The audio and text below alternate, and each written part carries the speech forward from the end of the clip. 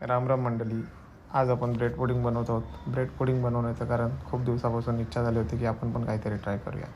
सर्वप्रथम पॅनमध्ये साखर टाकून त्याला कॅरमलाइज करून घेतलं व ते कॅरमलाइज झालेलं एका भांड्यामध्ये काढून घेतलं.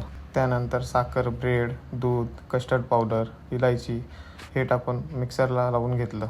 हे मिश्रण कढईत टाकून घट्ट होईपर्यंत त्याला मिक्स करत राहिलो. हे घट्ट झालेलं मिश्रण कॅरमलाइज झालेल्या भांड्यामध्ये काढून घेतलं.